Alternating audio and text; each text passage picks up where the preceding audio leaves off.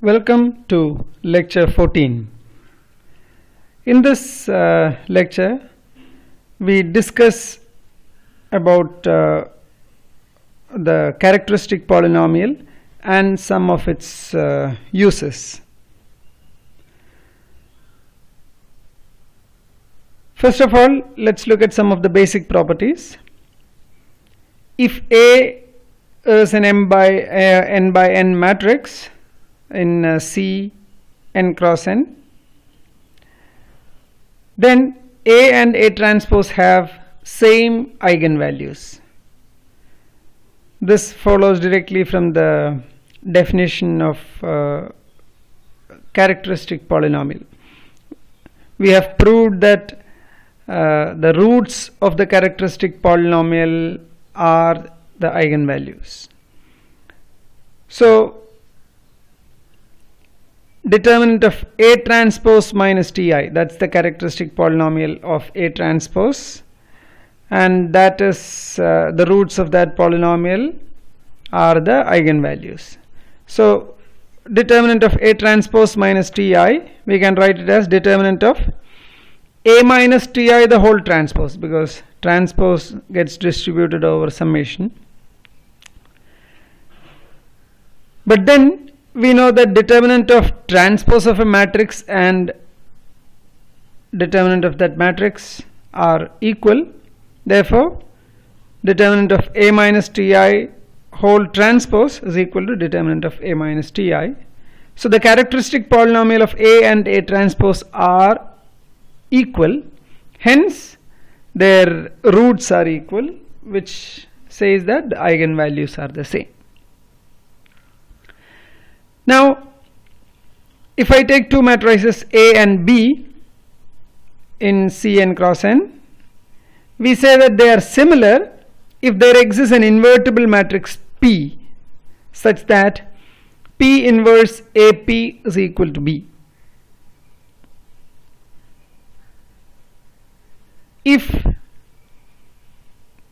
A and B are similar matrices, then again their characteristic polynomials are the same, and hence the eigenvalues of these two matrices are the same. So why are their characteristic polynomials the same? You look at determinant of B minus Ti, this is nothing but determinant of P inverse AP minus Ti. But now we can write P inverse AP minus Ti as P inverse times A minus Ti times P. Now determinant gets distributed over the product. Therefore this is equal to determinant of P inverse times determinant of A minus Ti times determinant of P. Now determinant of P is non-zero and determinant of P inverse is nothing but 1 by determinant of P. Therefore this product is equal to determinant of A minus Ti. So determinant of the characteristic polynomial of B is same as characteristic polynomial of A, and hence both of them have same eigenvalues. If A is a diagonal or an upper triangular or a lower triangular matrix, then the diagonal elements are precisely its eigenvalues. That we have already seen that if you have a diagonal matrix or a triangular matrix, the determinant of that matrix is the product of the diagonal entries. It follows immediately from there. Now using characteristic polynomial, one can compute the trace and the determinant. Let's see how to do that. Let's take A to be an n cross n complex matrix. Then the determinant of A is the product of the eigenvalues, and trace of A is the sum of all eigenvalues. First let's take lambda 1 up to lambda n to be the eigenvalues of A. We are writing with roots with multiplicity of the characteristic polynomial. They need not necessarily be distinct. Now write determinant of A minus Ti as lambda 1 minus T product up to lambda n minus T. Now look at the left hand side. Left hand side is determinant of the matrix A11 minus T, A12 up to A1n, A21, A22 minus T, etc. up to A23, etc. up to A2n, and so on. AN1, AN2, etc. up to ANN minus T. Now in this matrix, if I put T equal to 0, what I get is A, the matrix A. So therefore when I take determinant of A minus Ti at T equal to 0, we get determinant of A. On the other hand, if we look at the right hand side of this equation, when you put T equal to 0, what you get is the product of lambda 1 up to lambda n. Therefore this says that determinant of A is equal to lambda 1 up to lambda n. That is, determinant of the matrix A is the product of the eigenvalues. Now let's try to prove the next equality, that is trace is equal to sum of eigenvalues. Let's consider this equation once again. The determinant of A minus Ti, I write it as product of this linear factors lambda 1 minus T up to lambda n minus T. Now look at the right hand side. From the right hand side, if you try to look at what is the coefficient of T power n minus 1, the coefficient of T power n will be minus 1 power n. Coefficient of T power n minus 1 will be minus 1 power n lambda 1 plus etc. up to lambda n. Now let's try to understand the left hand side. Determinant of A minus Ti. How do we compute the determinant? Determinant of A minus Ti is A11 minus T times determinant of capital A11. What is the capital A11? You remove the first column and first row, and the remaining matrix n minus 1 by n minus 1 matrix is A11, and you take the determinant minus A12 times determinant of capital A12. Capital A12 is the matrix obtained by removing the first row and the second column, and so on. So therefore if you look at this matrix Aij, Aij is the n minus 1 by n minus 1 matrix obtained from A minus Ti by deleting its first row and jth column. Now you can observe something here. If you look at A1j, now j bigger than or equal to 2. If you look at A1j, this contains only n minus entries having t.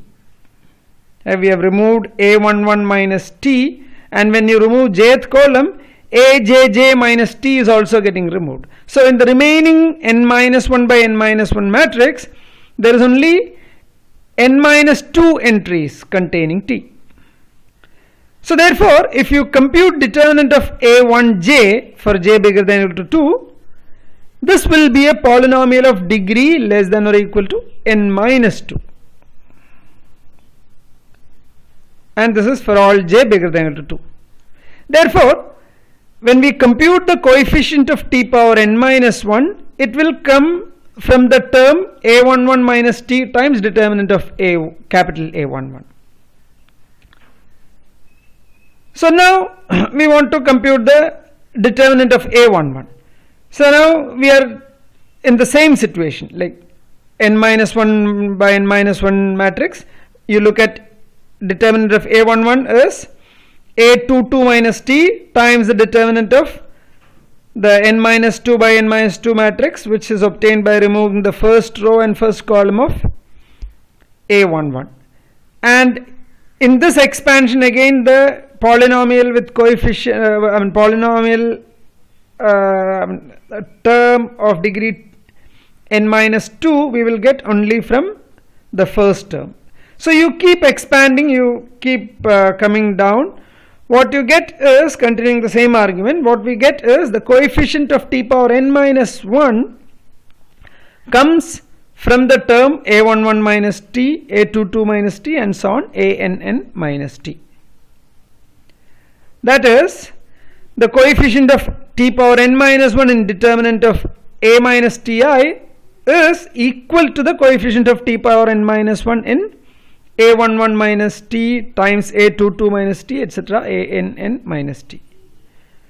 But coefficient of t power n minus 1 in this product is nothing but minus 1 power n minus 1 a11 plus a22 plus etc., ann, and that is nothing but the trace of a.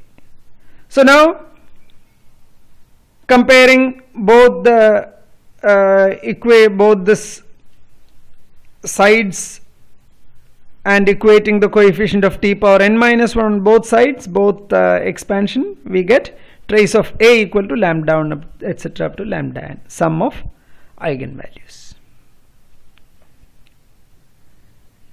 This concludes the proof of this theorem.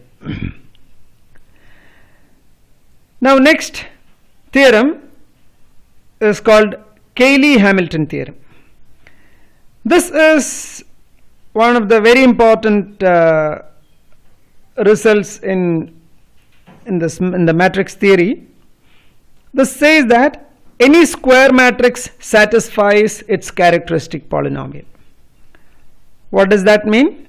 Suppose I take a square matrix A and write its characteristic polynomial as a0 plus a1t plus etc. a n minus 1 t power n minus 1 plus minus 1 power n t power n. So this is determinant of a minus ti. Then the Cayley-Hamilton theorem says that a0 times identity matrix plus a1 times the matrix A plus etc. up to minus 1 power n an is equal to 0. So we have given a proof in the class notes. Please go through the notes and understand the proof. It's a bit long, and so it will be difficult to explain in this video lectures. So therefore we are avoiding it. It is, all the steps are very clearly written in the notes. You may go through them and try to understand. One word of caution here is that, see, determinant of, we write p of t. Let's assume that p of t is equal to a0 plus a1t plus etc. an minus 1 t power n minus 1 plus minus 1 power n tn. What the Cayley-Hamilton theorem says is that square matrix satisfies this polynomial. That means p of a is 0. That means, putting t equal to a, this is 0. But this is, you cannot directly put t equal to a in the definition determinant a minus ti. When you write determinant of a minus ti, there putting t equal to a matrix does not make sense. So therefore it requires a more detailed, careful proof. So putting t equal to a in the definition of characteristic polynomial does not give you proof of Cayley-Hamilton theorem. One needs to prove it more carefully, and we have given a proof in the class notes. Please go through the class notes. But here we list out a couple of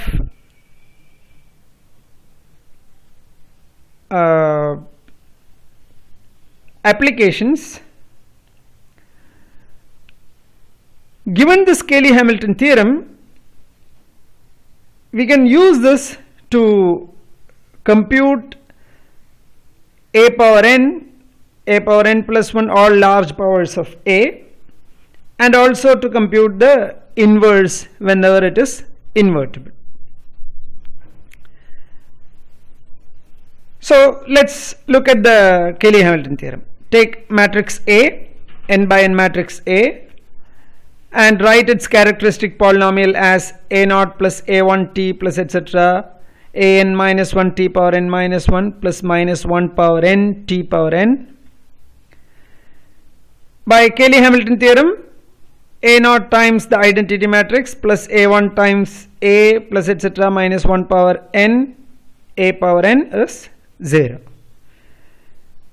Now I can write a power n as minus 1 power n minus 1 times a naught I a1 a plus etc. a n minus 1 a power n minus 1.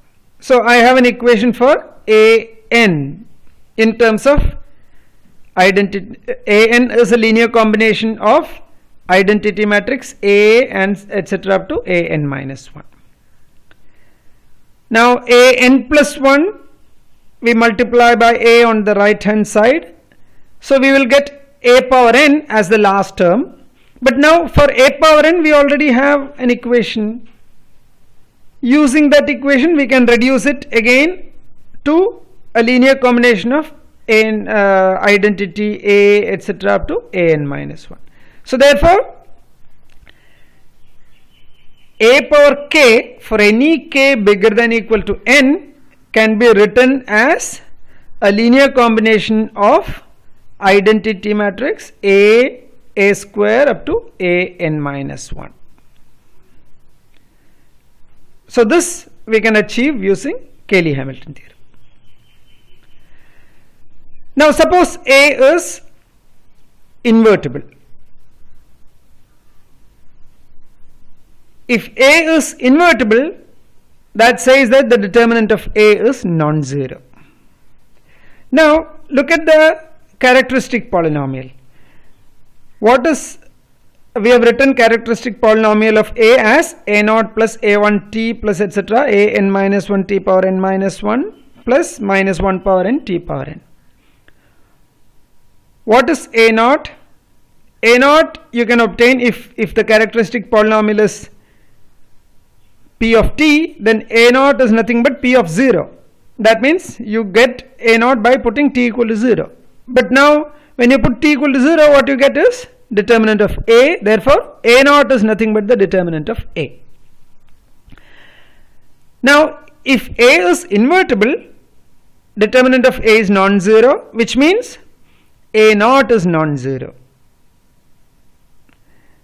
Therefore I can write the equation coming from the Cayley-Hamilton theorem as a naught I plus a times a1 I plus etc. minus 1 power n a power n minus 1 equal to 0. Now taking a1 I plus etc. to the other side, the second term to the other side, and multiplying both sides by a inverse and dividing by a naught, we get a inverse is equal to again a linear combination of identity matrix a etc. a n minus 1. This is again application of Cayley-Hamilton theorem. So this concludes this lecture. We will discuss more about eigenvalues, eigenvectors, characteristic polynomial, etc.